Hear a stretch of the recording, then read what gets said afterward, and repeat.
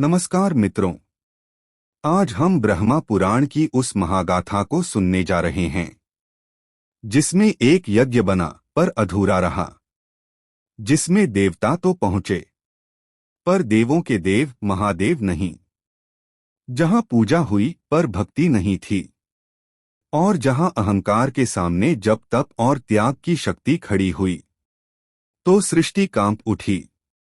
यह है कथा प्रजापति दक्ष द्वारा आयोजित अश्वमेध यज्ञ की और भगवान शिव के क्रोध से उत्पन्न हुए वीरभद्र के उस भीषण विध्वंस की। यह है दक्ष यज्ञ विध्वंस की अद्भुत और रोमांचकारी कथा।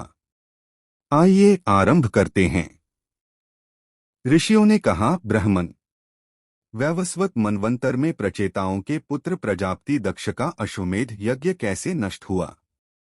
ब्रह्मा जी बोले, ब्राह्मणों, महादेव जी ने सती देवी का प्रिय करने की इच्छा से जिस प्रकार दक्ष के यज्ञ का विध्वंस किया था उसका वर्णन करता हूँ।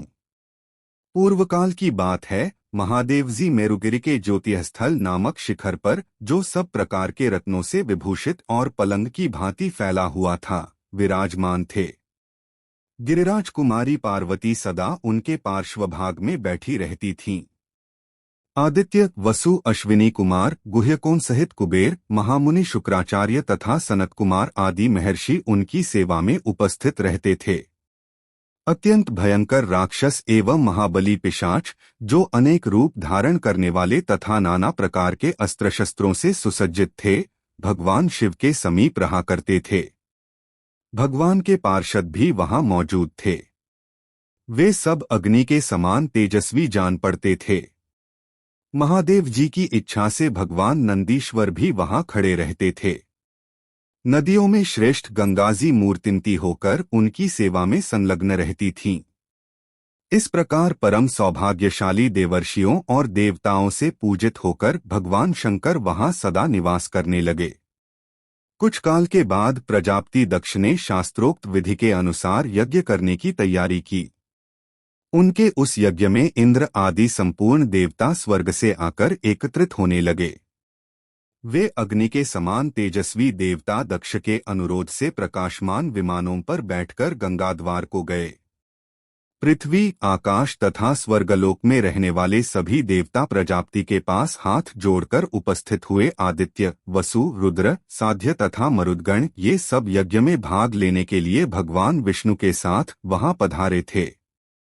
ऊष्मप, धूमप, आज्यप तथा सोमप नाम वाले देवता भी अश्विनी कुमारों के साथ वहां उपस्थित थे।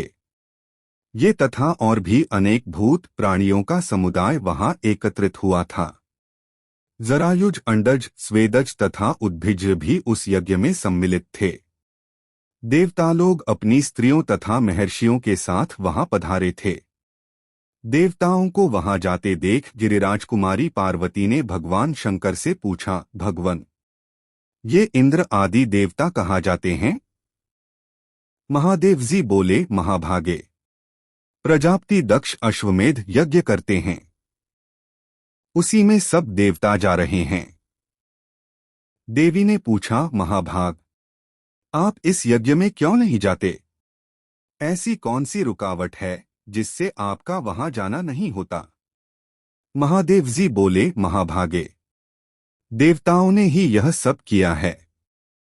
उन्होंने किसी भी यज्ञ में मेरा भाग नहीं रखा है। पहले से जो मार्ग चला आता है उसी से अपने को भी चलना चाहिए। उमा ने कहा, भगवन, आप सब देवताओं में श्रेष्ठ हैं। आपके गुण और प्रभाव सबसे अधिक हैं। आप अपने तेज, यश और श्री के द्वारा अजेय एवं अदृश्य हैं। महाभाग, यज्ञ में आपके भाग का जो यह निषेध है, इससे मुझे बड़ा दुहक हुआ है। मेरे शरीर में कंप छा गया है। महादेव जी बोले, देवी, क्या तुम मुझे नहीं जानती? आज तुम्हें जो मोह हुआ है उससे इंद्र आदि देवताओं सहित संपूर्ण त्रिलोकी नष्ट हो सकती है। मैं ही यज्ञ का स्वामी हूं। मेरी ही सब लोग निरंतर स्तुति करते हैं। मेरे ही संतोष के लिए सब लोग रथंतर साम का गान करते हैं। ब्राह्मण वेद मंत्रों से मेरा ही यजन करते हैं तथा अध्वर्यु लोग यज्ञ में मेरे ही लिए भागों की कल्पना करते हैं।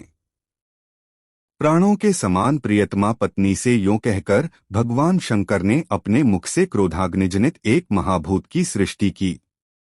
फिर उससे कहा, तुम मेरी आज्ञा से दक्ष के यज्ञ में जाओ और उसका शीघ्र विनाश करो। तब उसने रुद्र की आज्ञा से सिंह का वेश धारण करके दक्ष के यज्ञ का विनाश कर डाला। उसने अपने कर्म का साक्षी बनाने के लिए अत्यंत भयंकर भद्रकाली को भी साथ ले लिया था। भगवान का वह क्रोध वीरभद्र के नाम से विख्यात हुआ, जो श्मशान भूमि में निवास करता है। उसने पार्वती देवी के खेद का निवारण किया था।